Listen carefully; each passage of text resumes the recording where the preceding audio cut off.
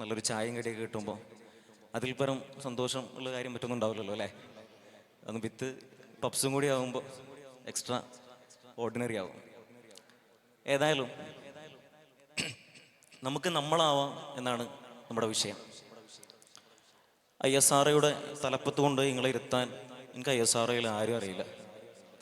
ഒരു IASകാരനാക്കാൻ വിചാരിച്ചാൽ അതിനുള്ള കപ്പാസിറ്റിയോ കേപ്പബിലിറ്റിയോ എനിക്കില്ല. പിന്നെ എന്തിനാ ഞാനിവിടെ വന്നതെന്നായിരിക്കുമല്ലോ ചോദ്യം. എന്നാൽ പേരെ പോയിരുന്നൂടെ മൂല്യരെ നയിക്കും. മോട്ടിവേഷൻ വിളിച്ചിട്ട് യു നീഡ് എ കോമ. നിങ്ങൾക്ക് ഒരു കോമയുടെ ആവശ്യമാണ്. You need a comma. നിങ്ങൾക്കൊരു കോമയുടെ ആവശ്യമുണ്ട്. I am stand for here. നിങ്ങൾക്ക് അതിനു വേണ്ടിയാണ് ഞാൻ വന്നത്. നിങ്ങൾക്കൊരു കോമയുടെ ആവശ്യമുള്ളത് കൊണ്ട് നമ്മളിങ്ങനെ സ്പീഡിൽ എഴുതിക്കൊണ്ടിരിക്കുന്ന ഒരു ലൈഫാണ് അല്ലേ. തുടർച്ചയായി എഴുതിക്കൊണ്ടിരിക്കുന്നത്. എവിടെയും ഒരു ഫുൾ സ്റ്റോപ്പിന്റെ ആവശ്യം പലപ്പോഴും വരാറില്ല. അങ്ങനെ എഴുതി പോകുന്ന സന്ദർഭത്തിൽ എവിടെയെങ്കിലും വെച്ച് ഒന്ന് നിന്നു പോകുമ്പോൾ നമ്മൾ നേരെ ചെന്ന് ഒരു ഫുൾ സ്റ്റോപ്പ് ഇടും. ആ ഫുൾ സ്റ്റോപ്പിന്റെ ആവശ്യമില്ല.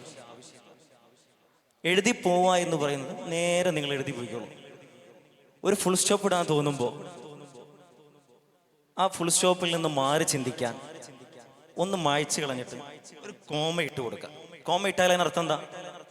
കുറച്ചും കൂടി കണ്ടിന്യൂ ചെയ്യാനുണ്ട്.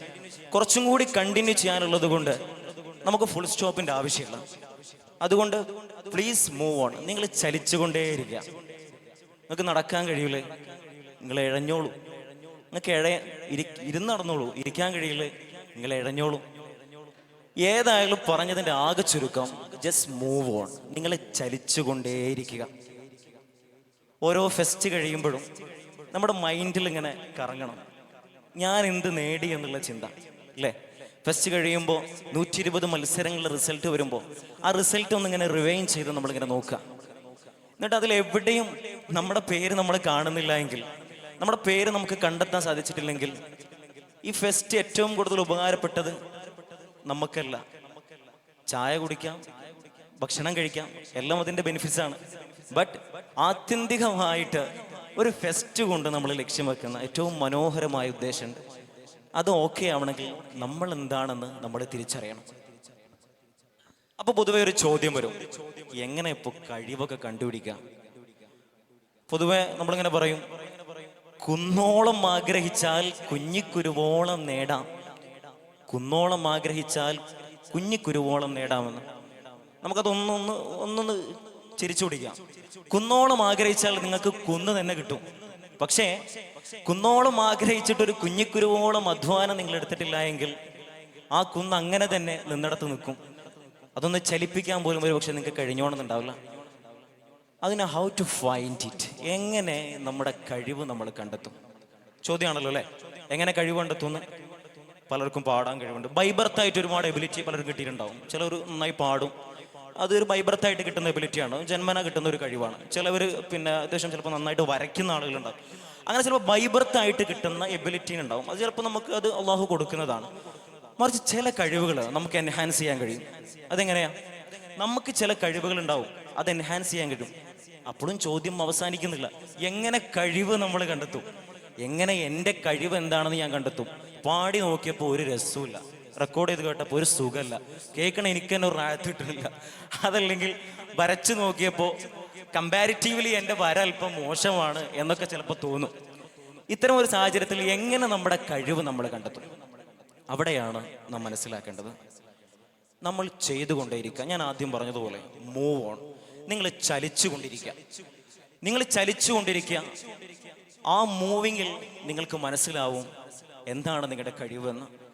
വെറുതെ ഇരിക്കുക എന്ന പ്രത്യാശാസ്ത്രത്തെ ചവറ്റുകൊട്ടയിലേക്ക് മടക്കി കൂട്ടി എറിഞ്ഞുകൊണ്ട് നിരന്തരമായി എന്തെങ്കിലും ചെയ്തുകൊണ്ടിരിക്കുക എന്ന രീതിയിലേക്ക് നാം മാറി ചിന്തിക്കാം.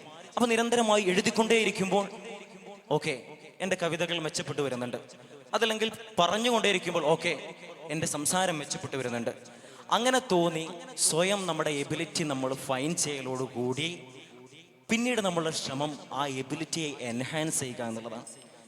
ആ എൻഹാൻസ് ചെയ്യാനുള്ള ഏറ്റവും നല്ല പ്രോപ്പറായിട്ടുള്ള ഏറ്റവും ഉദാത്തമായിട്ടുള്ള ഒരു വേദിയാണ് നിങ്ങൾ ഈ കാണുന്ന ഈ സ്റ്റേജ്. ഫിലിസ്ദിയ ദാറുൽ മആരിഫ് ആർട്ട് ഫെസ്റ്റ്. ആർട്ട് മനുഷ്യനെ ഏറ്റവും മഹോന്നതമായ പദവിയിലേക്ക് ഉയർത്താൻ ശേഷിയുള്ള അതിമനോഹരമായ ഒരു ആശയം. ആ ആശയത്തിൻ്റെ അടിയിൽ എല്ലാം വരും. വര വരും, പാട്ട് വരും, പ്രസംഗം വരും. അവയെല്ലാം നമുക്കുണ്ടോ ഇല്ലെങ്കിൽ എങ്ങനെ ഞാനത് കണ്ടെത്തുമെന്ന് മനസ്സിലാക്കി ഇത്തരം വേദികൾ നിങ്ങൾ യൂട്ടിലൈസ് ചെയ്യണം. ഒരു ചെറിയ കാര്യം പറഞ്ഞുകൊണ്ട് ഞാൻ എൻ്റെ സംസാരം അവസാനിപ്പിക്കാം. ഈ വൈകിയ വേളയിൽ നിങ്ങൾ മുഷിപ്പിക്കുന്നില്ല. ഏതായാലും എലോൺ മസ്ക്, നിങ്ങൾ കേട്ടിട്ടുണ്ടോ ആ പേര്? ആരാണത്? എലോൺ മസ്ക് ലോകത്തെ ഏറ്റവും വലിയ വ്യവസായ ഇൻഡസ്ട്രിയുടെ തലപ്പത്തുള്ള വ്യക്തിയാണ്. അദ്ദേഹത്തിൻ്റെ 15ാമത്തെ വയസ്സിലാണ് അദ്ദേഹം ഒരു ആപ്പ് ഡെവലപ്പ് ചെയ്യുന്നത്. ഏകദേശം 1980 കാലഘട്ടത്തിൽ. അതിന് ശേഷം 90 കാലഘട്ടത്തിനിടയിലായിട്ട് അദ്ദേഹം അത് കണ്ടെത്തുന്നുണ്ട്. കൃത്യമായ വർഷം ഞാൻ ഓർക്കുന്നില്ല. എങ്കിൽ കൂടി നമ്മളൊക്കെ അല്ലെങ്കിൽ നമ്മുടെ രാജ്യം അത്തരത്തിൽ ഒരു സാങ്കേതിക വിദ്യയെക്കുറിച്ച് ചിന്തിക്കുന്നതിൻ്റെയും വർഷങ്ങൾക്ക് മുൻപ് തൻ്റെ 15ാമത്തെ വയസ്സിൽ അദ്ദേഹം ഒരു ആപ്പ് നിർമ്മിക്കുകയാണ്. ഇന്ന് അദ്ദേഹം ലോകത്ത് 7 ലക്ഷം കോടി ആസ്തിയുള്ള ലോകത്തെ ഏറ്റവും വലിയ ബില്യണറാണ്. അദ്ദേഹം എങ്ങനെ ആ സ്ഥാനത്തേക്കെത്തി? ഒരാൾക്കും ഒന്നും. ജനിച്ചത് ഒരു പ്രഭാതത്തിൽ ഒരുപാട് കഴിവുകളുമായി ഒരാൾ ഉയർത്തെഴുന്നേൽക്കുന്നില്ല. നിരന്തരമായ അധ്വാനം, ദ സ്ട്രോങ് ഡിറ്റർമിനേഷൻ.